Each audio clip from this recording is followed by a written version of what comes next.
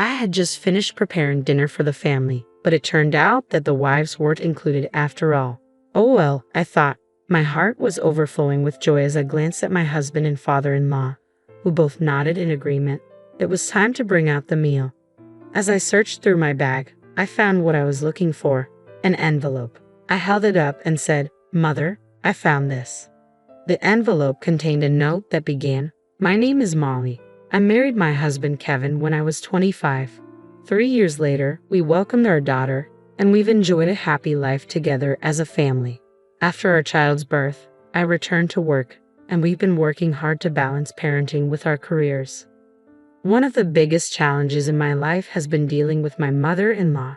She's often been the center of attention in the family and has a tendency to make everything about herself. My husband Kevin is the middle child of 3 siblings. He's the only one who is married. His siblings are still enjoying their single lives.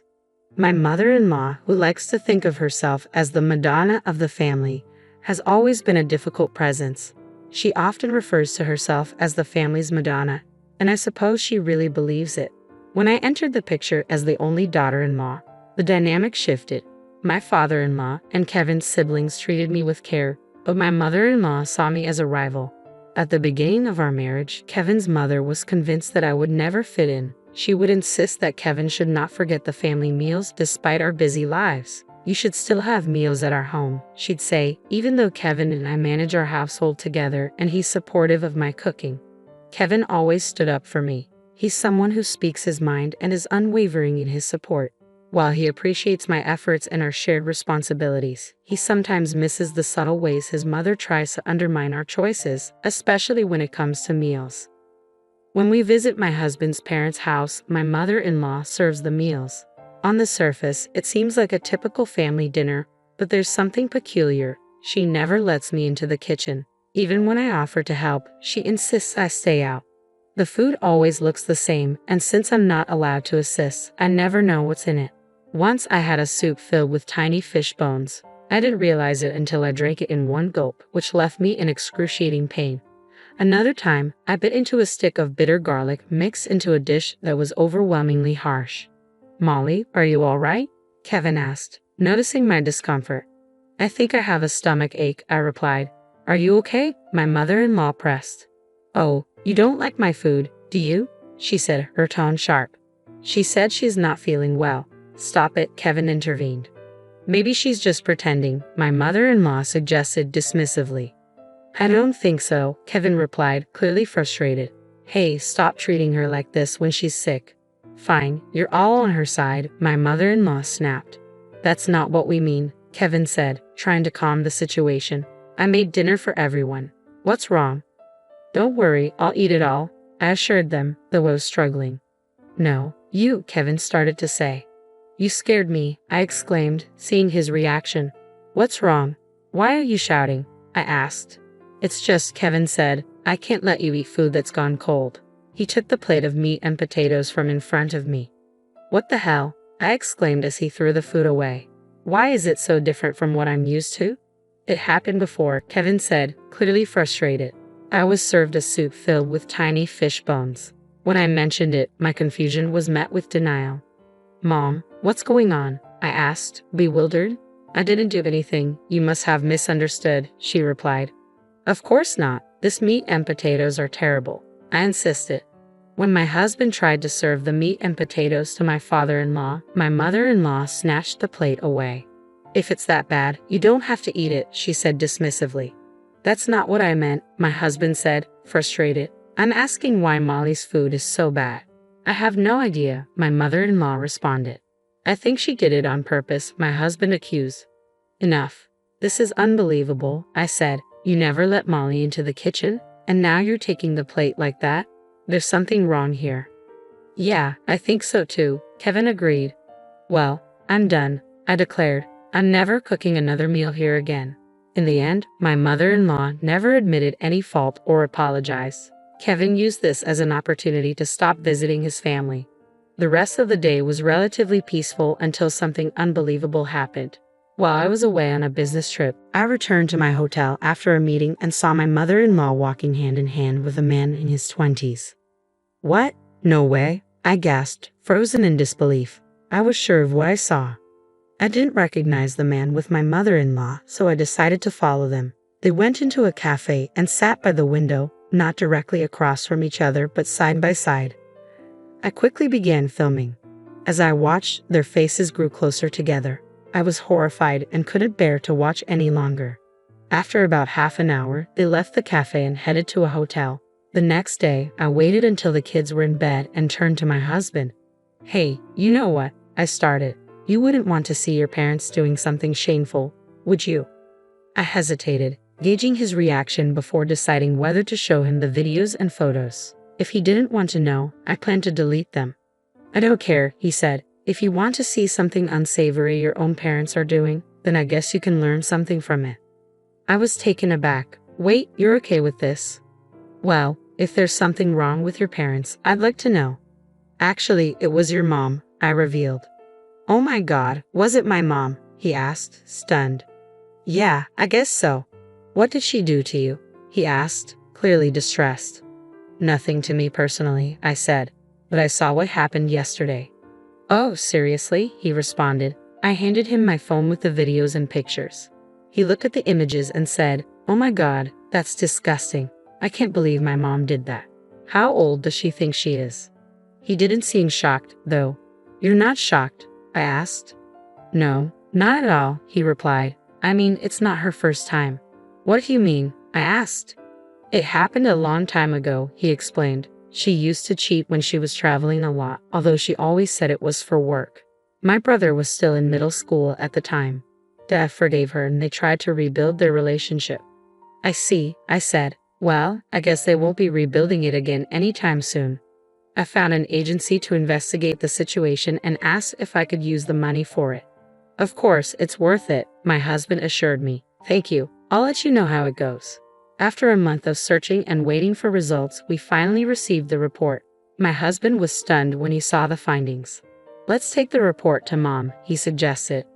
"What? Is that really necessary?" I asked. "Why not just give it to Dad and let him decide?" I proposed. "That won't make us feel any better," he countered. "Molly, Mom did something terrible to you. We need to confront her to get some revenge. It's the only way I'll feel better." "I should do something for my dearest wife, shouldn't I?" Kevin said with determination. "Oh, Kevin," I replied, touched. Truth be told, I wanted to see my mother-in-law lose her composure in front of me. I wanted to get back at her for everything she had done. "Good job, Kevin," I said. "I'll let Dad know about this before we confront her. I don't want to drop the truth on him out of the blue."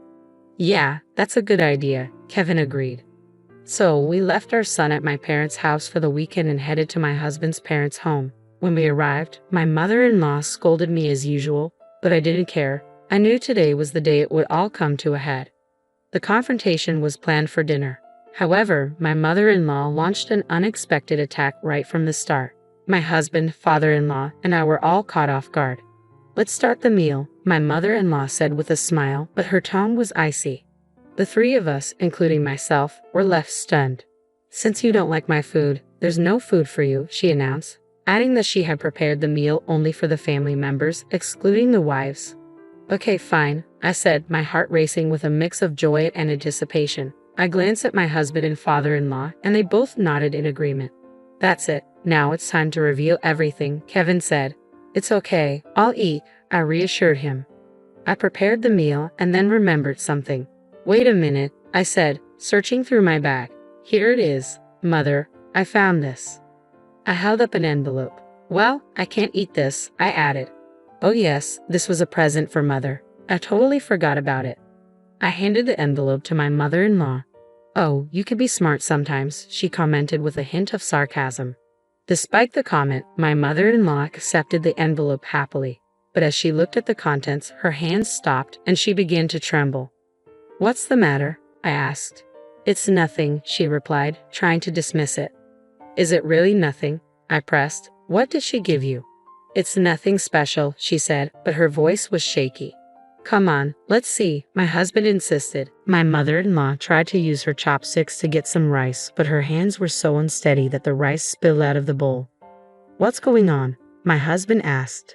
He took the envelope from her, and she desperately reached for it. Give it back to me, she pleaded. My husband examined the contents. What's this? He asked, looking at the report. It looks like an old woman is paying the young man for a date, he observed. You should check the other side too. Turning it over, he found photos of my mother-in-law with several young men. At first, the images seemed to tell a story that matched the report. I initially thought my mother-in-law was having an affair with just one young man, but the agency revealed that she had been involved with several young men. You really don't learn, do you? I said in disbelief. I can't believe all my hard work led to this. I'm thinking of divorcing you. Wait a minute, my mother-in-law interjected. This isn't cheating, it's just for fun. You're not going to waste that money on something like this. It's disgusting, I replied. And these guys are even younger than us. Oh my God.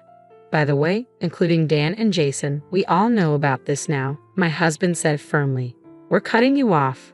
I'm cutting you off too, my mother-in-law snapped. Don't worry, I said. All you have to do is accept it. I know you don't have the money to pay me back. In exchange, never show up in front of us again. Wait a minute, she said defensively. It's not just a casual date. I was exploring different worlds. Right, Molly? You go out to eat with another man sometimes. No, not at all, I replied. I never spend money on men who aren't part of my family. It's a waste. I'd rather spend it on Kevin or Little John. Don't do this to me, she pleaded. You're a woman too, aren't you? She asked. Yes, I am, I said. But what's your point? I'm saying it's never enough to just be a wife or a mother, isn't it? She challenged. That's disgusting, I retorted. Then why don't you stay single? You, she shot back. I bet you would cheat too. Don't insult Molly, my husband defended. She's not like you. We all know that.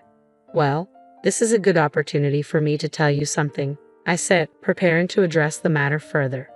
I was planning to divorce you after I retired, but this timing works out perfectly, I said. Ha! My husband responded, confused. I forgave you when I discovered your affair years ago. You didn't learn from it and continued the same behavior. I knew all along, on the nights you were out, dinner was frozen food. You didn't think I'd find out, did you? It's all your fault. You weren't there for me, he retorted. That's what you do. You blame everyone else. It's a miracle my son turned out well with a mother like you. We three saw you as a negative example. I think you're the reason Dan and Jason are still single. With a spouse like this, you're seriously screwed. Oh, sorry, I forgot. This person was once that spouse. That's a good start. Now get out of my house. I'm not giving you any of my retirement money. Wait a minute, I'm entitled to half of it, and I'm entitled to alimony. Alimony can only be claimed from 3 years ago. Since you were cheating back then, it's going to be quite a sum. My mother-in-law paused, considering this. She looked dazed and confused. Where is she going? I wondered aloud. She must have gone back to her parents' house, my husband said. After that, my mother-in-law never returned. The divorce was finalized and she was left penniless. She moved back to her parents' house, but now that the money was gone, she found herself cut off from the young men she'd been seeing. Instead of being welcomed back, she was made to work full-time by my husband's grandparents. She now works at a supermarket near her parents' house. My father-in-law, a very generous man, had been foolishly betrayed by her. With her gone, our family is finally in harmony. Dan and Jason, who rarely visited before, now come around often and have even started talking about marriage. I'm genuinely happy for them. Everyone is smiling, and I'm excited to share that I'm pregnant with our second child. I'm committed to putting my family first. It's upsetting to have had such a mother-in-law, but it seems that people who engage in affairs often lose their way. My father-in-law can finally enjoy his later years in peace. Thank you for watching until the end. Please subscribe to our channel if you enjoyed this video. See you in the next one.